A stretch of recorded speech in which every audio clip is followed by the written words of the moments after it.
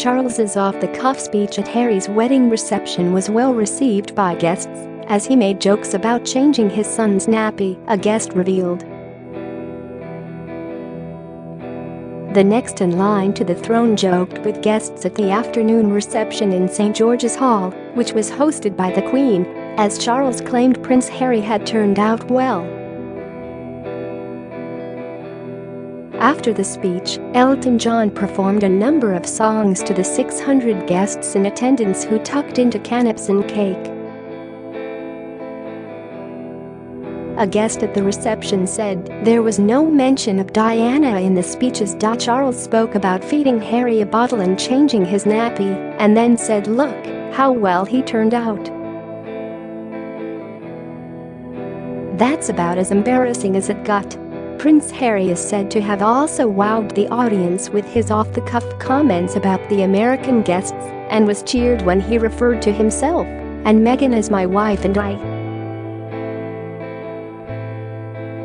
He told the people he promised that all the Americans wouldn't steal the swords and said, "Please, when you leave, be quiet as you don't want to wake the neighbors," which was quite fun. "It did feel we were really part of their very special occasion, which was great," they added. Prince William acted as a compere and introduced Charles, then Harry. Elton John was then introduced by Prince William, who asked if anyone in the crowd could play piano. He then started playing after a brief lull, starting with Your Song before also playing Tiny Dancer, Circle of Life, and I'm Still Standing. He was incredible.It became like a mini concert in the reception area, said one guest. Some people were even crying. The reception included a cutting of the lemon and elderflower-flavoured wedding cake. Later in the evening, they traveled to Frogmore House in Windsor Great. In fact, their dinner party had more in common with a West End club night than a traditional wedding breakfast, with Harry's favourite house tracks curated by DJ Sam Totolee, who also performed at Pippa Middleton's wedding, a Drinks of the World-themed bar, and candyfloss and dirty burgers as midnight snacks. There was something of a carnival atmosphere in the gardens of the 230-year-old stately home, which once belonged to King George III.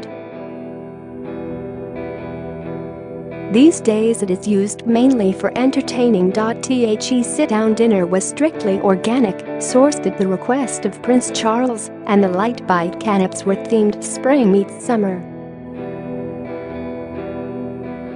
The meal, paid for by the Prince of Wales, started at 7:30 p.m. and finished at around 10 p.m. Its 3 courses were understood to have been peppered with naughty speeches from Prince William, and a joint effort from Tom Inskip, known as Skippy, and Tom Van Straubenzee. Any crude nods to Prince Harry's Playboy past were held back until the older guests had departed. Inskip, Harry's closest confidant, was also under strict instructions to downplay Prince Harry's Las Vegas trips, all before he met Meghan.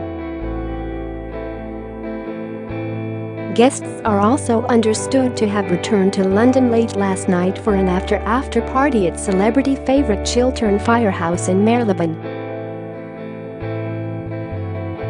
Another party had been planned in a soundproofed private home in Chelsea.It was quite a contrast with the earlier stand-up wedding breakfast in Windsor Castle's St. George's Hall, which saw 600 guests enjoy bowl food and canapes such as Scottish langoustines wrapped in smoked salmon, croquette of confit Windsor lamb and champagne and pistachio macarons.